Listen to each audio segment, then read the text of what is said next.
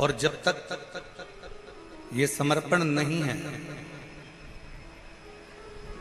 तब तक शिव मिलना बहुत मुश्किल है। शंकर भगवान को पाने के लिए तुम्हारा पूर्ण समर्पण बहुत जरूरी है, बहुत जरूरी।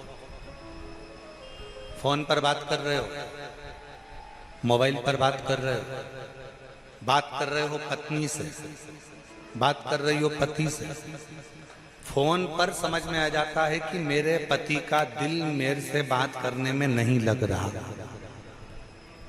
फोन पर समझ में आ जाता है कि मेरी पत्नी मुझसे सही तरह से बात नहीं कर रही।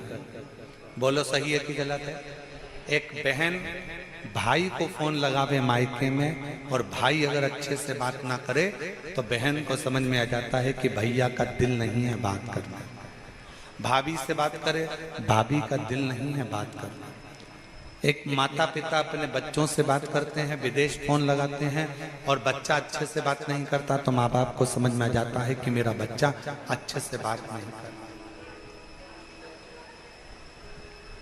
अब जरा विचार करो, केवल फोन पर बात करने से तुमको समझ में आ जाता है कि मेरे परिवार के लोग मुझसे अच्छे से बात नहीं कर रहे, तो तुम क्या करते हो फिर? उससे बात करते रहते हो क्या? नहीं, इतनी देर में तुम अच्छा ठीक है मैं अब रख रही हूँ, तुम्हारा मन नहीं हो रहा ना तो अब मैं रख रही। तेरा दिल नहीं है ना मुझसे बात करने का तो मैं रख रहा।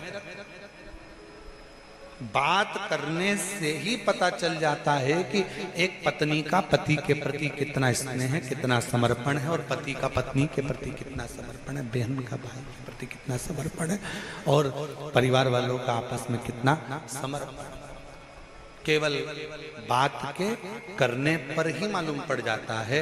उसी तरह भगवान शंकर के चरणों के प्रति आपका कितना समर्पण है, ये शिव महापुराण की कथा में जब आप बैठते हो, दिल लगाते हो, हृदय से कथा का रस तत्व ग्रहण करते हो, तब समझ में आ जाता है कि तुम्हारा भगवान के प्रति समर्पण कितना है, तुम्हारा शिव के प्रति समर्पण भाव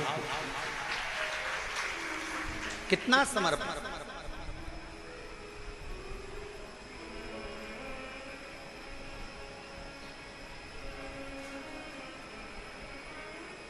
कितना अच्छा कार्य किया है शिव तीर्थ प्रतिष्ठान औसा लातूर वालों, तुमको धन्यवाद देता हूं। आप लोगों को बहुत बहुत धन्यवाद।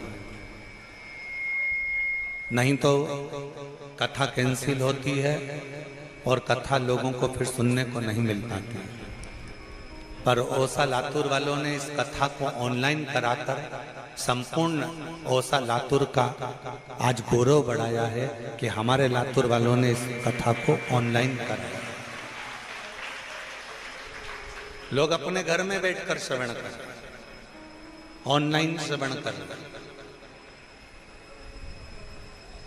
अब वो तो तुम शंकर भगवान के बिगड़े हुए बच्चे हो, तुम ऑनलाइन की जगह ऑफलाइन बैठे हो, है? तो ये तो शिवजी भी सोचते होंगे इतना धूप पड़ रहा है, इतनी गर्मी है, ऑनलाइन के चक्कर में महाराज ने टेंट नहीं लगवाया क्योंकि ऑनलाइन थी। अब इसमें अगर टेंट लगवा देते, अब हम तो कहेंगे ऑफलाइन कथा वो गुरु पूर्णिमा के समय पर 5 दिन की शिव महापुराण की कथा जो गुरु पूर्णिमा महोत्सव पर होगी वो ऑफलाइन है, उसमें आओ। पर आप लोगों का प्रेम इतना है कि वो भले धूप पड़ रही हो, गर्मी पड़ रही हो, फिर भी लोग धूप में बैठकर, जमीन पर कोई फर्श नहीं है, वहां बैठकर बाबा की कथा का रस तत्व ग्रहण कर रहे हैं। कई लोग आम के पेड़ के नीचे 4 दिन से एक जैसे पड़े हुए हैं और कथा का रस तत्व ग्रहण कर रहे हैं। ये शिव की भक्ति।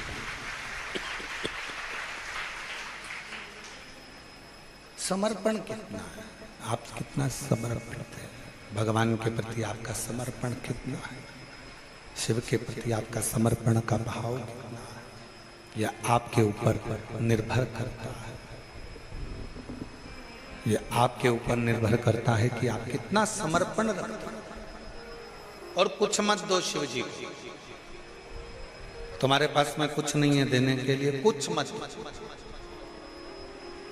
मन से भजन, वचन से भजन कर और भगवान के मंदिर में सेवा कर कर, अच्छा कर्म कर कर भगवान की विरल भक्ति को धारण कर। क्या देगा ये वो जानता है, क्या प्रदान करेगा उसकी भक्ति शक्ति। हमारे बीच में फरुखाबाद वाले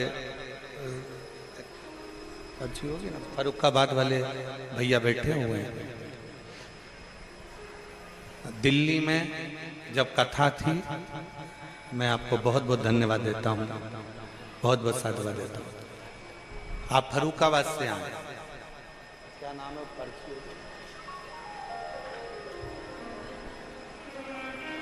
शुभम सिंह राठौर, जमुनापुर, फरुखाबाद, उत्तर प्रदेश से आए। एक बार इनके लिए जोरदार ताली बजाओ। बहुत तकलीफ में थे,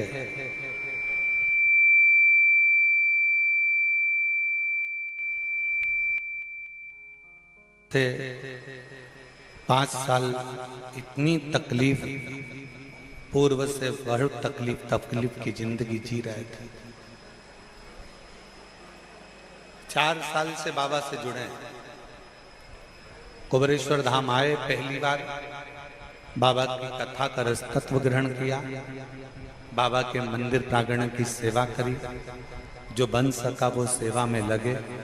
कहीं भोजन भंडारे की सेवा हो, कहीं पानी की व्यवस्था हो, कहीं रोते हुए आया। और 4 साल में आज भगवान शिव ने ऐसा हाथ पकड़ा कि 1 ट्रक भरकर पानी, चिप्स, कुरकुरे, बिस्कुट लेकर दिल्ली पहुंचा था। और इससे पहले भी जितनी जितनी कथा हुई, सारी कथाओं में 1-1 ट्रक आइसर की गाड़ी भर भर कर लेकर हर कथा में पहुंच जाता है। और आज सीहोर की कथा में भी 1 आइसर ट्रक भरकर तरबूज, मूंगफली का दाना और मक्का सब लेकर यहाँ पहुंच। एक बार मैं साधु मैं बुलाऊंगा, एक बार जोरदार ताली बजाकर स्वागत करिए। शिव शिव हो। और तेरी कृपा बिना एक भी अणु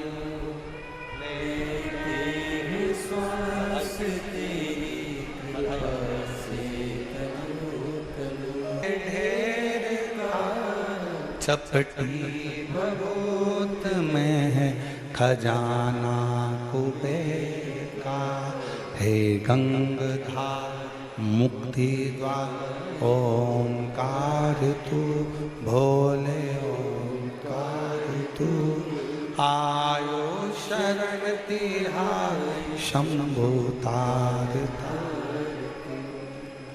कुछ नहीं था, बहुत तकलीफ का जीवन चल रहा था इस बच्चे का। सब दूर चला गया, ऐसा कोई दर नहीं था जिस दर पर वो भटका नहीं था।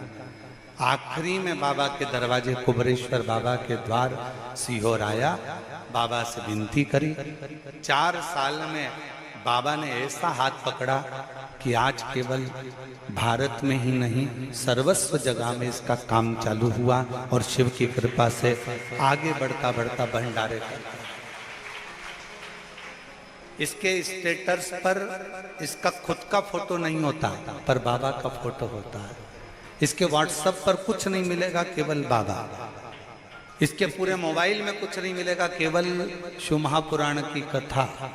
और इसके मोबाइल में कुछ नहीं मिलेगा, केवल बाबा की छोटी छोटी जो क्लिप यहाँ से जाती है वो इसके मोबाइल में रहती है। उसको सुनता है, अपना व्यापार करता है, वेयर हाउस ये वो सब बाबा की कृपा से बाबा चलाता है और बाबा करने वाला है।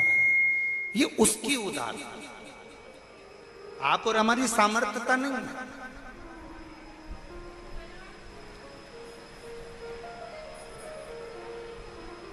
आप उसके आश्रित होकर आए। कितना सुंदर कहा है,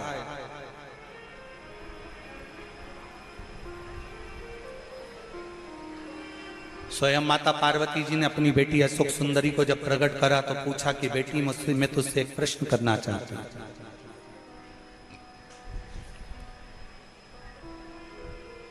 मैं तुझसे एक प्रश्न करना चाहता हूं।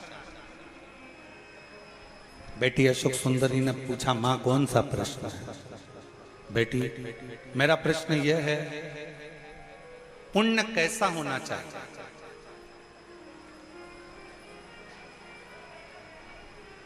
कौन सा पुण्य हो, पुण्य कैसा हो जो संसार के लोगों को करना चाहिए?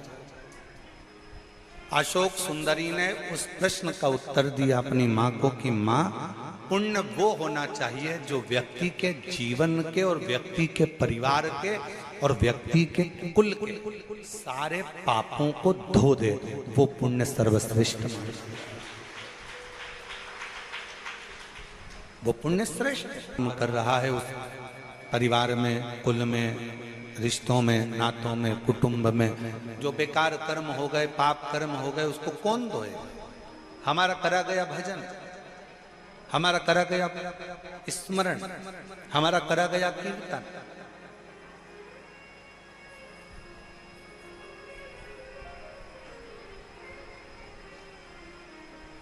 हमारे बेकार कर्मों को धो देता है। इसलिए कहते हैं कि हमेशा याद रखो, आप कोई काम अगर अच्छा करना चाहते हो तो उस काम को लगनता से करते हुए, उस कर्म को श्रेष्ठता से करते हुए, आपको अगर भजन करना है तो कोई भजन वाले का संग पकड़ो, आपको नौकरी करना है तो कोई नौकरी वाला व्यक्ति हो, उससे थोड़ा सजेशन लेकर, उससे थोड़ी राय लेकर अच्छी अच्छी अप्लाई करते रहो। आपको अच्छा व्यापार करना है, व्यापार करना है तो कोई अच्छे व्यापारी का संग पकड़कर उससे थोड़ा सीख लेकर व्यापार में आगे बढ़ो। और यदि कोई हमारे लेवल का मिले ही ना तो फिर छोड़ो, भगवान की अविरल भक्ति करो। महाराज, कपड़े अगर तंग करें तो समझ लेना कि कपड़े तुम्हारे साइज के नहीं है। जूते अगर तंग करें तो जूते तुम्हारे साइज के, जम के बोलो जरा, नहीं। तुम्हारे दोस्त तुम्हें तंग करे तो समझ लेना वो दोस्त भी तुम्हारे साइज के नहीं है। तुम्हारे रिश्तेदार तुम्हें तंग करें तो समझ लेना कि तुम्हारे रिश्तेदार भी तुम्हारी साइज के नहीं है। मतलब बहुत ऊंचे हो गए वो, हो सकता है हम नीचे रह गए, वो हमको नीचा दिखाने का प्रयास कर रहे हैं, वो हमें ताना दे रहे हो, वो हमें गालियां दे रहे हो, वो हमें अपशब्द कर रहे हो, वो हमें आड़ा टेढ़ा बोल रहे हो।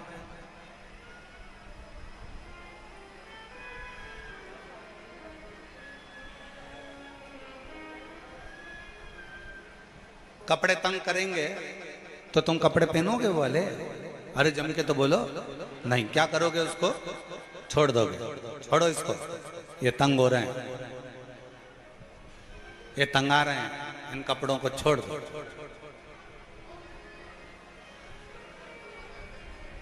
और जूते अगर तंग आ रहे हैं, बहुत तंग दे रहे हैं, बहुत कष्ट दे रहे हैं, बहुत कष्ट दे रहे हैं, तुम फिर भी पहन कर चलते जाओगे तो पाँव में छाले पड़ जाएंगे, कहीं घाव हो जाएगा, कहीं तकलीफ आ जाएगी, तो जूतों को भी तुम्हें छोड़ना पड़ेगा।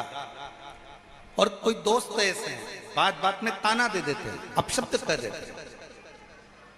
अभी यही बेटा कह रहा था, फरुखाबाद से जो शुभम सिंह आए अंदर कक्ष में जब हमसे मिले तो कह रहे थे, आते आते जब हम निकल रहे थे तब कह रहे थे, गुरुजी पूरों ने, जितने मेरे अपने थे, सब ने खूब खूब ताना दिया, खूब झेला गुरुदेव। और अब बाबा ने जब मेरा हाथ पकड़ा तो सब साथ देने के लिए आगे बढ़ने लगे। सब संसार में कोई किसी का नहीं है, सारा संसार मिथ्या है। कपड़े साइज के नहीं है तो छोड़ दीजिए, जूते साइज के नहीं है तो छोड़ दीजिए। और रिश्ते, मित्र, नाते, कुटुंबी हमारे अगर साइज के नहीं हैं, जो हमें समझ ही नहीं पा रहा, जो हमें जान ही नहीं पा रहा, छोड़। फिर एक नाता, एक रिश्ता, एक कुटुंब, एक कबीला, कि नाताई शिव जी से दो जाना ता तोड़ दे, रिश्ता एक शंकर जी से दूजा रिश्ता जोड़ दे। और साधु संगे शिव रंगे रंग रंग रंगिए, और जाई विधि राखे महाकाल ताई विधि रहिए। जैसा मेरा शिव राखे फिर वैसा, जैसा मेरा शिव राखे, जैसा मेरा शंकर राखे वैसा रहे। शिव के अनुकूल रहो। एक कथा आती है, शिव महापुराण का एक बड़ा सुंदर चरित्र है। 12 ज्योतिर्लिंग में से